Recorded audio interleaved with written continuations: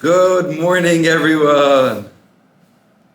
How you doing today, Aaron? Baruch Hashem, I'm doing great. How are you? Baruch Hashem. Cheskel, how you doing today? Praise the Lord. Shtabach Shemolad. What do we got? Bring it in. Questions? So you're supposed to start with tying. You put your right shoe first, wash your right hand first. If you accidentally start with the left, do you have to take off the shoe or re-wash your hands? I don't think so. If you put on your left shoe before your right shoe, I don't think it's really a big deal. I mean, let's say if you're putting on a slip-on, and you put on the left and you can put on the right one again, and then if it's already tied, it's a good question. Should you do it again? I'm not sure. Okay. If you start washing your right hand, meaning with your left hand, Yeah. does that count? I'm pretty sure it does. I think ideally you should start with the right and then start with the left. I think that would be the same for shoes, but I don't know if it's ma'akev. I don't believe it's ma'akev. Meaning ma'akev means I don't think it abstains one from being yotzei yedei chalvato, from fulfilling his obligation. But I would have to double check. Okay. Anything else? No, so that includes like washing for bread and whatnot? Awesome.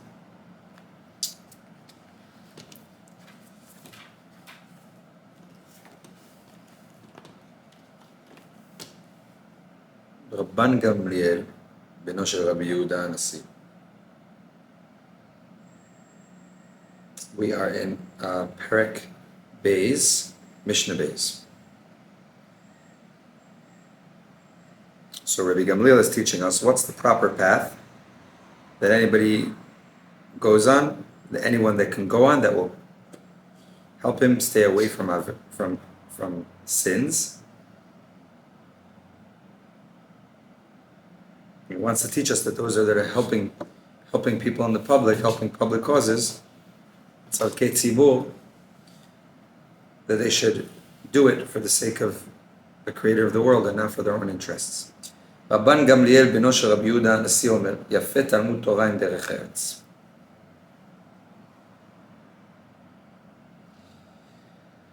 It's good that one that learns Torah, you should also have some sort of income in order to receive, some sort of job in order to receive income. Why? שיגיעת שניהם משכחת עוון. Because one that toils in both of them, both in the study of Torah and in some sort of work, it causes somebody, it takes away the koach, the strength of the evil inclination, which normally pulls a person to do bad. Because one that toils in the Torah weakens a person, like it says, Torah mateshet kocho shel adam. And also, one that works, it breaks the body. So when somebody has a weak body, so they don't think of sin, and therefore the evil inclination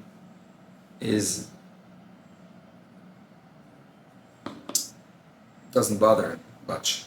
Batel mimenu. So he's telling us the proper recipe is a mixture of Torah and avodah. Torah and malacha. Studying Torah and having a job, something where some toils, work.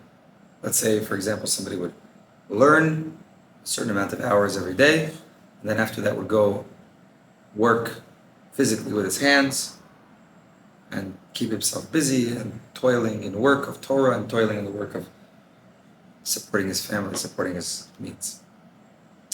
And if someone might want to say, if I study Torah, won't the Torah guard me from sin? Why do I have to also work in melacha, work which is not Torah? I'm studying Torah all day, right? If you're telling me that Torah mateshet kocho shel adam, Torah brings a person to be weakened, so let me study Torah all the time. Why do I have to also do some of the other work which makes me weak. Let me just study the Torah. But the Tana wants to tell us over here that it's important for one to work as well as learn. All Torah that doesn't have work in it, sofa betela. If one learns Torah and it does not work, in the end, the Torah that he learns will be lost forever. Because he's not going to end up having the means that he needs in order to support himself, and he's going to end up having to run after sustenance for his family, and he won't be able to have time for the Torah, the Goreret Avon, and since he's not accustomed to working, he's going to end up trying to figure out ways to rob or deceit other people in order to receive the sustenance and the means that he needs in order to survive. So he won't end up sustaining his Torah if he wants to just learn. I don't need to work. I'm so holy. Just learn. That will be mateshet kocho shel adam. That will guard me from sin. No, says the Tana. Any Torah that doesn't have in it hard work will end up bringing somebody to lose their Torah, and will end up bringing somebody to sin. Those that are busy helping the congregation, their work that they should do for others and the toiling that they should do for others should be for the sake of God. Not in order to get respect or to feel higher than others. שזכות אבותם, נשיאתן וצדקתם עומדת לעד. Because the merit of the fathers of the congregation will stand for them forever as a merit.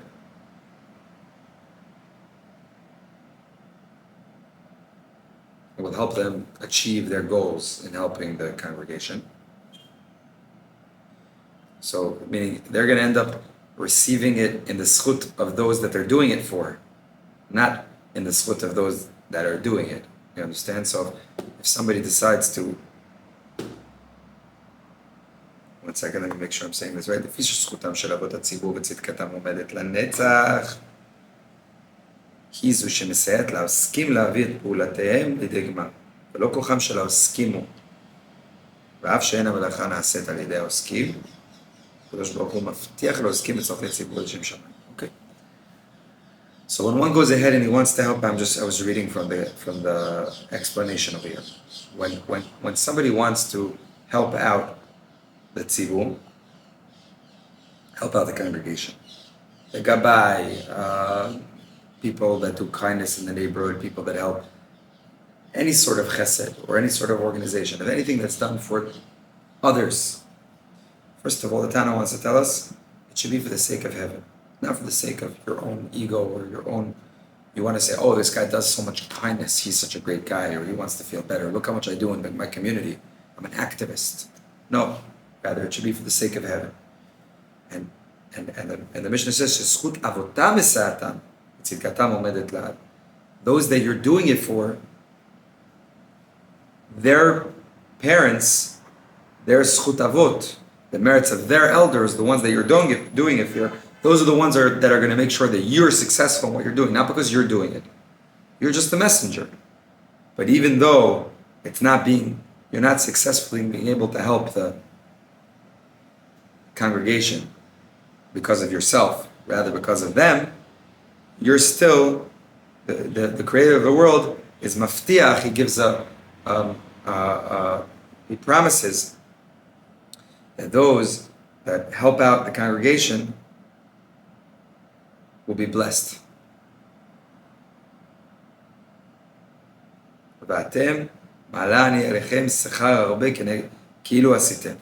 Even though you're not the ones that did it, but rather zchut avot, the merit of the forefathers, of those that you're doing it for, I'm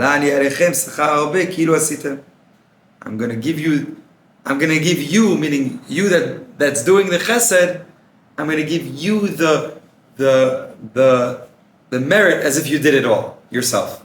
Even though it's not your schut, it's their schut. But if you do it for my schut, for my sake, if you do it for me, for the creator of the world, the Shem Shamayim, then you're going to get merit as if you did it, even though you didn't do it.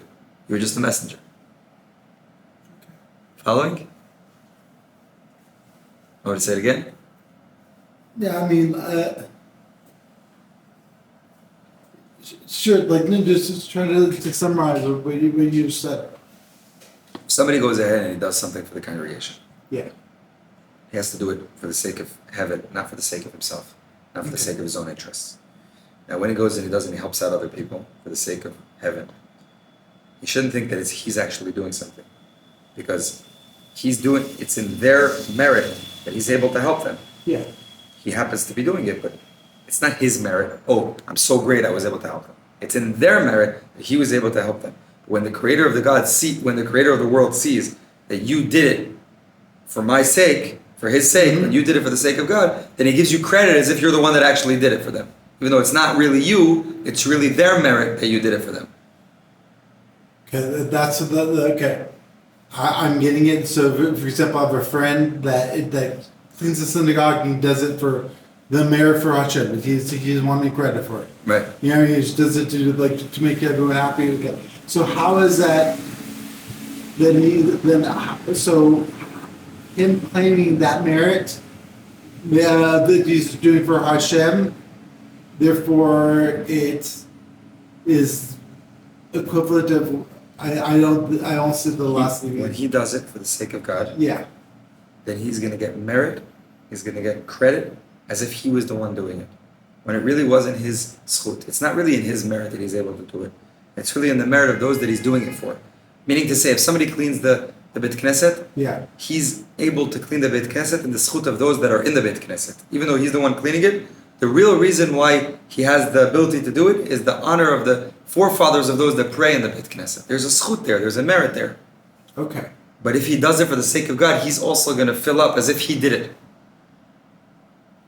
But that's what I'm not getting. He did clean up the I know, but it wasn't really him. Even though he did it, he's only able to do it in the merit of the people that he's doing it for. Okay, so he gets credit. So if he does it for God's sake, then he actually ends up even though it's not really his credit, he gets credit because he did it for the sake of God. Even though he did it. The fact that he did it has nothing to do with anything. We're talking about what gives him the merit to do it. Why does he have the ability to help out so many people with, let's say he gives out money to the community. Okay. A lot of money for people to help them pay for Passover expenses. Okay. Feels great, right? I'm a great philanthropist, and I'm able to assist in my community. Okay, he's doing a good deed. Nobody's lying. Yeah. But the question is, what is he thinking? If he's thinking, I'm so great, so he doesn't even realize that the whole reason why he is able to do it for these people is because these people deserve that money. He just happens to be the ability to give it to them. Yeah, but it's really their merit. He's just the messenger. But if he does it for God's sake, then even though it's their merit, he gets the credit because he did it for God's sake. I see. Even though it's not really his merit. Yes, he did it, but it's not really his merit. Okay. You got it? I got it now. Thank you for going in. Absolutely. That's what we're here for.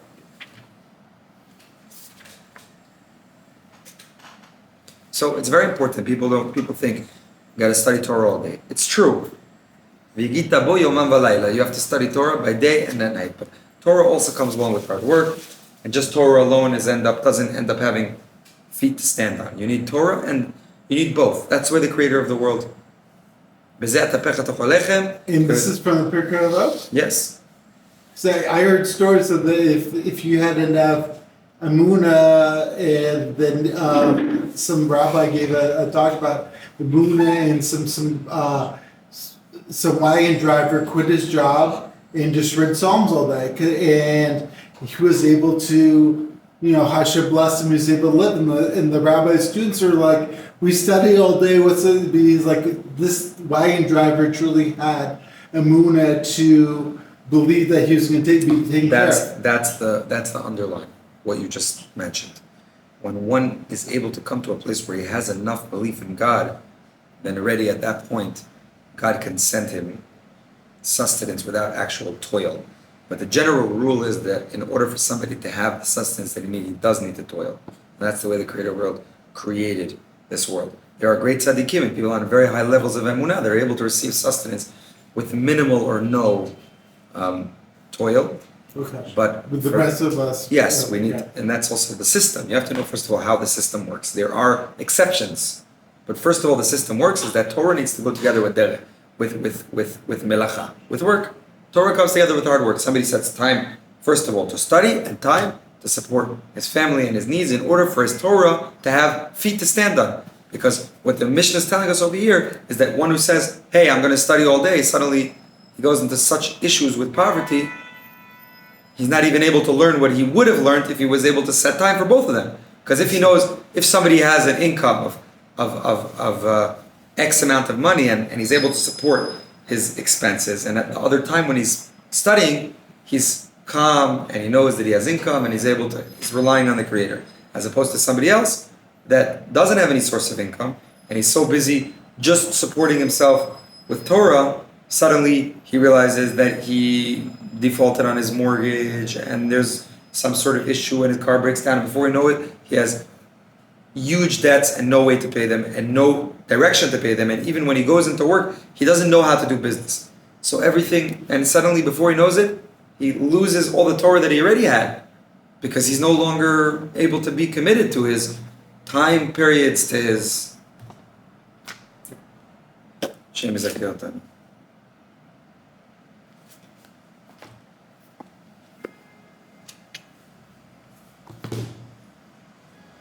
little bit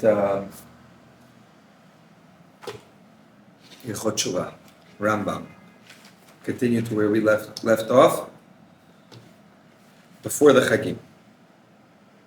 Says the Holy Rambam, כל אחד ואחד מבני אדם יש לו זכויות ועוונות. Every single person. Before you start, can you summarize what we learned before the Hag? And this is a new chapter. We learned. It's hard to summarize it. It's a lot. We learned all about how to do confessions and what sort of confessions, and when we don't have sacrifices. Today we have prayer. Okay. Then we discussed that there are certain things that the repentance is atones for, but there's certain things that Yom Kippur atones for, and there's certain things that are only atoned for when one, between man and his brethren is not atoned for, unless he asks for forgiveness with his mouth. We spoke about what's considered full tshuva, if he has to revisit the specific sin where he fell in the same environment, the same place, and when he overcomes it, that's considered full tshuva. We spoke about what is tshuva, to decide that he's not going to do it again, to regret in the past. We spoke about one who confesses, how it has to be sincere.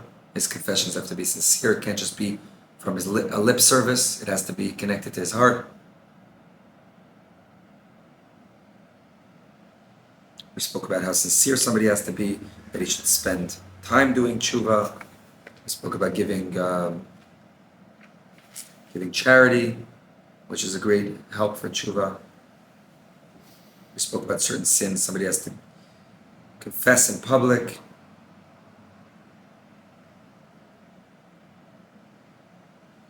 We spoke about the great time of Aseret Yemei Tshuva, the 10 days of Tshuva, which is between Rosh Hashanah and Yom Kippur, which we just had.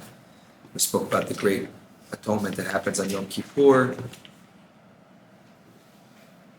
We spoke about what is the confession, what is the words of the confession, how does the confession work.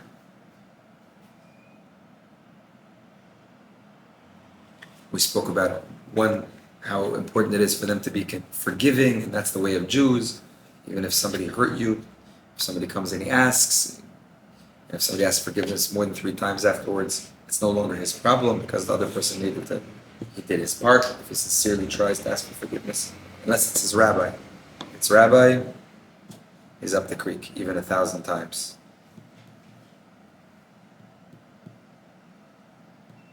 We spoke about if somebody sinned his friend who's no longer in this world, he can go ask him for forgiveness on his grave. That's an overall summary of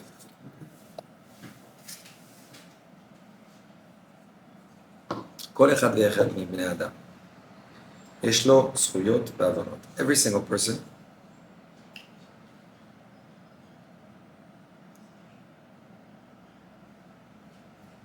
has merits and sins.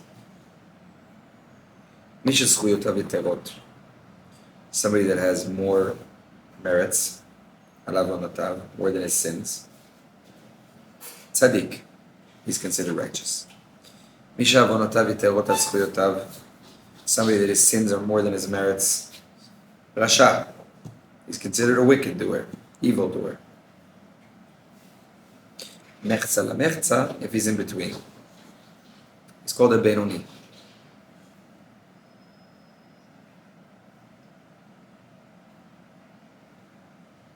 And that's how it works also regarding Medina, a city. אם היו זכויות כל יושביה מרובות על עוונותיהם, if the merits of all those that dwell in the city, and it's being looked at as a full city, if the merits of those living on the city are more than the sins, הרי זו צדקת, it's a righteous city. ואם עוונותיהם מרובים, but if the sins are more, חס ושלום, הרי זה רשע, it's an evil one. לכן כל העולם כולו. So too, when we look at the world, the overall look of the world, if the majority of the world more sins than they're considered, and if it's more righteous, they're considered a righteous world. That's the scale of how things work. Okay. When a person, when the world goes up to judgment, Adam שעוונותיו מרובים על זכויותיו, person who has more sins than merits, מיד הוא מת ברשעתו. He immediately dies in his wickedness. שנאמר, על רוב עוונך, like it says in ירמיה, כי מכת אויב הכיתיך, מוסר אכזרי על רוב עוונך. So because of his wickedness, he will be, because of his sins,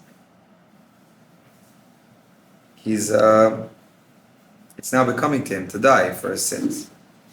וכן מדינה, שעוונותיה מרובים, so to a city that has more sins than merits.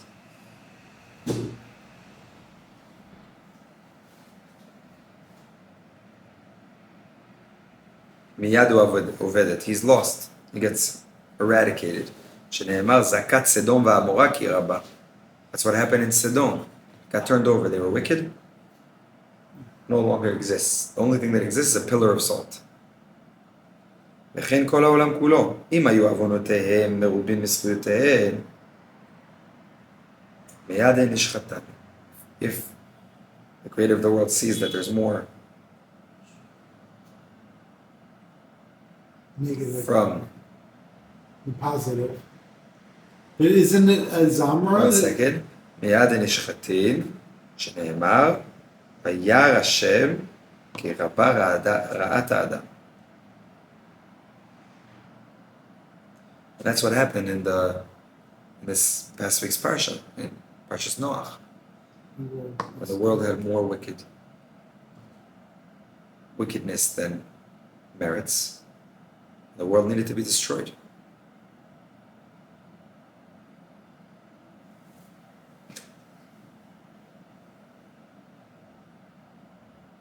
One second.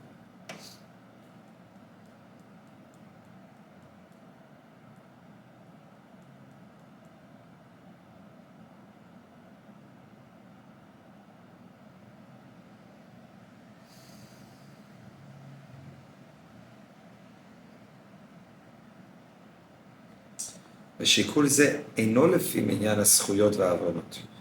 It doesn't go by the number of merits and sins. אלא לפי גודלם, but it goes according to their size. יש זכות שהיא כנגד כמה עוונות. There's one merit which could be the size of a few sins. שנאמר, יען נמצא בו דבר טוב. Something good that could actually be more than, you know, a lot of sins, one good thing. ויש עוון שהוא כנגד כמה זכויות. And there's a sin which overrides a few good deeds. שנאמר, וחוטא אחד יאבד טובה הרבה. Like it says that one sin could lose a lot of good, meaning a lot of good deeds. אין שוקלים אלא בדעתו של אל דעות. This is beautiful because we just learned about this yesterday. אין שוקלין, and I'll explain in a minute. אין שוקלין אלא בדעתו של אל דעות. And we cannot measure only in the mind of the God of minds, meaning only He knows the measurement. והוא היודע, and He's the one, the creator of the world. האיך אוכין הזכויות כנגד העוונות. He's the one that knows how to measure the merits next to the sins. But if we look over here, it's fascinating because yesterday, if you remember, we learned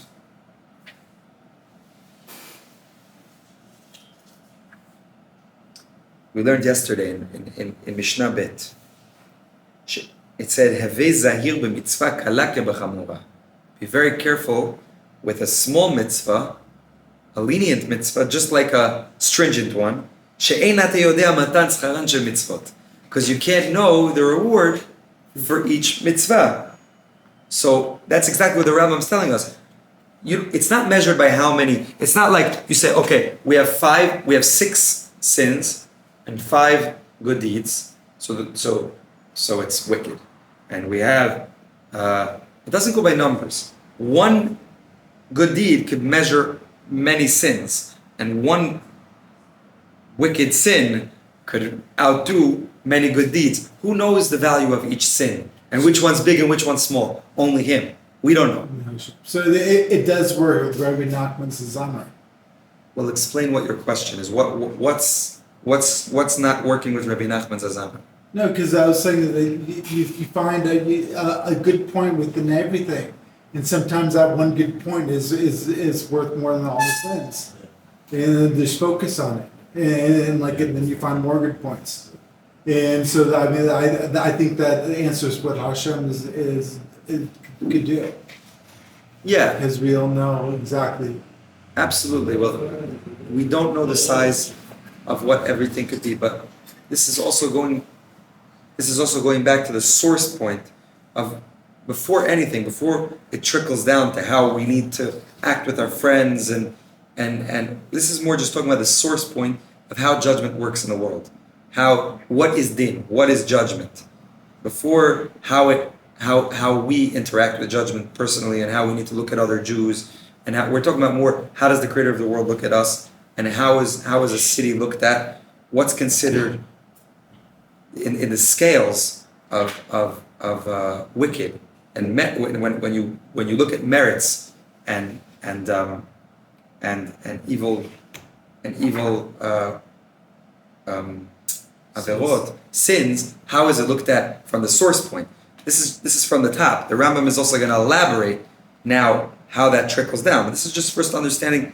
If we're talking about repenting, so how does it work? What's the justice system? So it's first telling you how things are measured based on zchuyot, on merits, and based on avonot, and that works on a personal level, in a person's own deeds. It works for a city. It works as well for the whole world. And I'm sure we'll continue to learn more and to get into that into depth. But yes, it's important to know that one good deed could outweigh many, many, many sins. So everyone was looking for one son. Echad haya Avraham. Maybe you just needed one. in snow. Uh-huh. But he didn't live in snow. Let's do one halakha over here. האם העולה לתורה צריך לקרוא בתורה מילה במילה עם הבעל קורא? If one gets called up to study the Torah gets an aliyah לתורה, gets called up to read the Torah in the Bet Knesset, does he need to read along with the one that's the בעל קורא, the one that's reading the Torah? ומה הדין אם העולה אינו יודע לקרוא? What happens if he doesn't know how to read? Which could happen. People don't know the Hebrew language, or they haven't learned yet how to say the words properly. בתחילה, originally, נהגו שכל עולה היה קורא בעצמו בתורה. Each person that was called up, he himself would read the Torah. There wasn't a בעל קורא, like over here, the rabbi, every time he gets called up, he himself reads, regardless of whether he's reading the Torah that day. That's ideal. ולשם כך, היו כולם מכינים את הקריאה בתורה. They would prepare it. וכך נוהגים, כיום עולי תימן. And that's the way people act still today, in the Teimani circles. Everyone that gets called up, they know they're getting the second portion, the third portion they prepared, but before they come to Bet Knesset, that's what they called coming prepared. אולם כבר מתקופות הראשונים נהגו ברוב הקהילות ינות בעל קורא.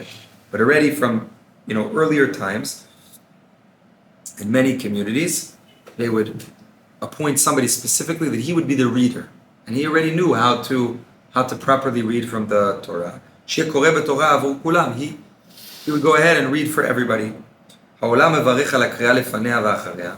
So the one that's being called up, he blesses on the reading. החזן קורא עבורו בתורה. And the one reading, he reads for him, because really he needs to read. Like we said, that was originally how it used to work. But now that there's somebody specially appointed, so he blesses the one that's called up, and the one that's reading reads for him, and then afterwards, he blesses again afterwards. The reason for this is because it's very simple. It's not so easy to read the Torah. And what happens if you get called up and you don't know how to read? And that will make a fool out of the person doing it, and we don't want to embarrass them.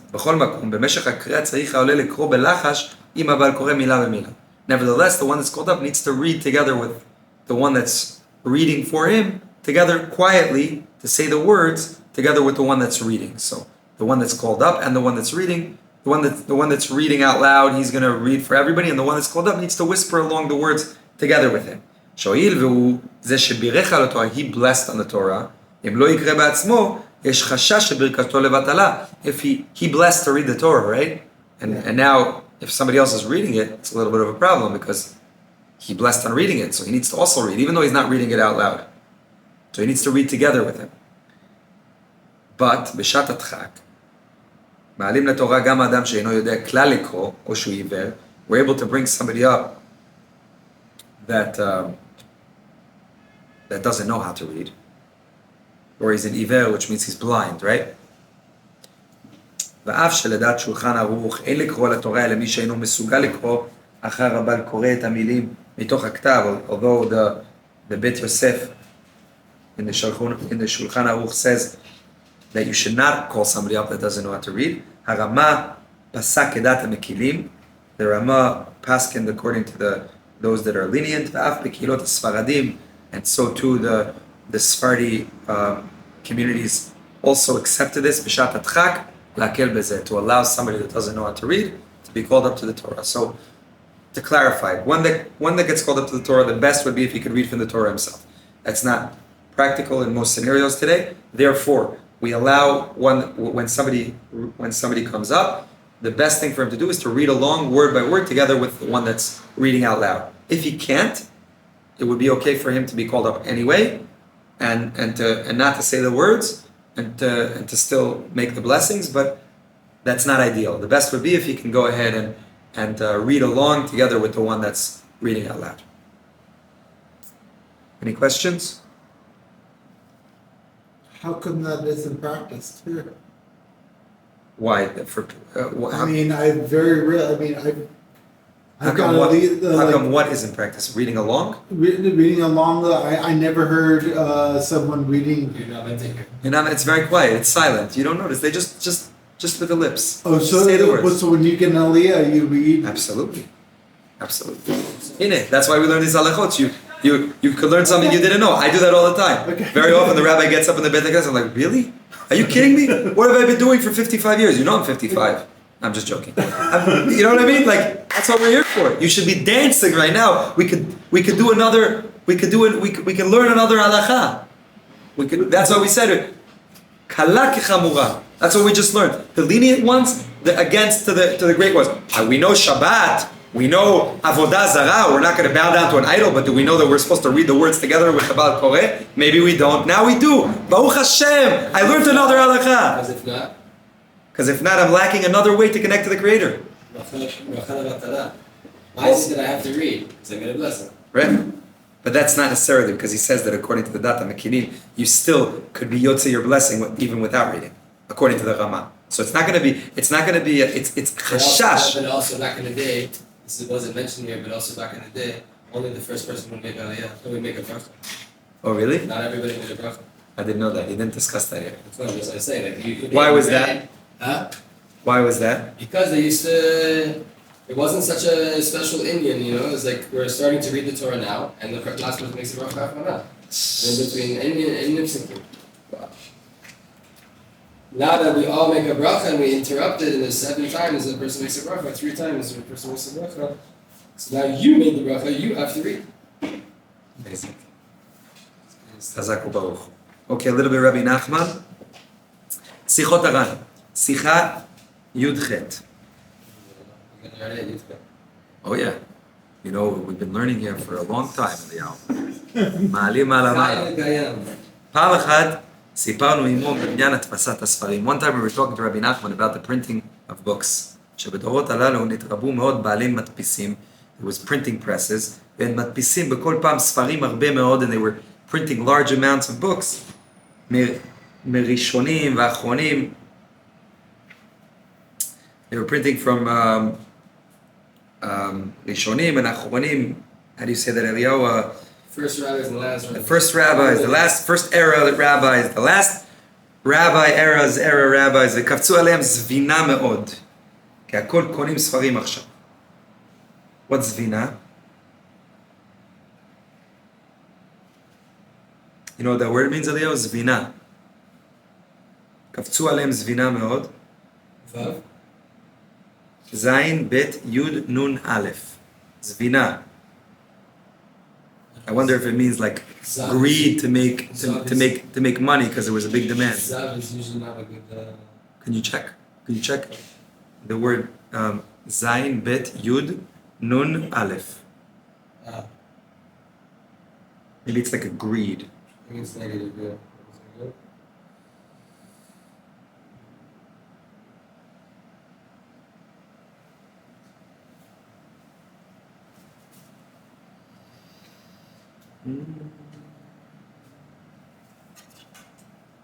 Sale or purchase. What? Sale or purchase. So וקפצו עליהם זבינה מאוד, meaning people began buying large amounts of ספרים. ואמר רבנו, so Rabbi Nachman said, כי אמרו אבותינו ז"ל, the Gemara in Shabbat says, עתיתת תורה שתשתכח מישראל. Since the Torah began being forgotten from the Jewish nation, על כן מדפיסים ספרים הרבה. Therefore, in order to counter that, they began printing tons of books. וכל אחד קונה ספרים, and everybody began to buy books. כדי שיהיו ספרים ביד כל אחד, so everybody will have all different kinds of holy books. כדי שלא תשכח התורה על ידי ריבוי הספרים הנמצאים ביד כל אחד ואחד. So therefore, since everybody has access to books, or maybe you could even say today other sort of books, so now it's impossible to forget the Holy Torah. ואפילו ביד חייט, even by the tailors, the simple ones. כי יוצא נמצאים עכשיו ספרים, you'll find, go into any little tailor shop, you'll find a תהילים, you'll find a... וכל אחד חוטף וקונה ספרים, everybody's grabbing and buying books. כדי שיהיו ספרים ביד כל אחד, so that everybody should have. כדי שלא תוכל התורה להשתכח על ידי זה, so that the Torah won't be forgotten. אבל זה אין יודעים. שכשאין לומדים תורה, אין מועלים הספרים כלל. It's not good enough just to have the books, you have to learn from them.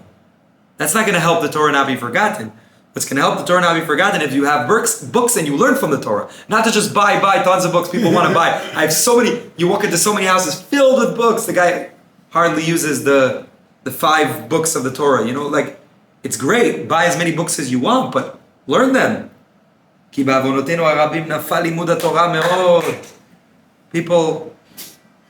the learning Torah has fallen. A lot of the learning, there's a lack of learning Torah. And it's become smaller.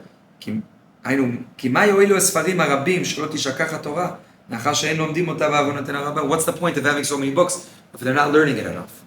So I think we could first understand that it's beautiful. Like, we don't always realize what's going on. Suddenly see, there's so many amazing books. You don't realize that's the refuah l'ma'aka. That's the healing for the sickness. It says that the Torah is going to be forgotten, so the Creator of the world gave us books, so the Torah won't be forgotten. But don't get stuck with just the books. Learn them. Study them. We have to also realize that's a tremendous present. We don't realize what people used to do back in the day in order to get books. People would travel. Eliyahu could tell you stories about how the story with the Baba Sali and the Gemara, that people would borrow tractates that they couldn't get their hands on, and they would stay up for 2 days straight because they only had it for 3 days, and they would memorize the books with this crazy enthusiasm, not to forget one word. Rav Itzhak Abuhatzeira told us that the Abir Yaakov, when he was in Morocco, there was a certain part of the Shekel HaKodesh, one of the books from the it's from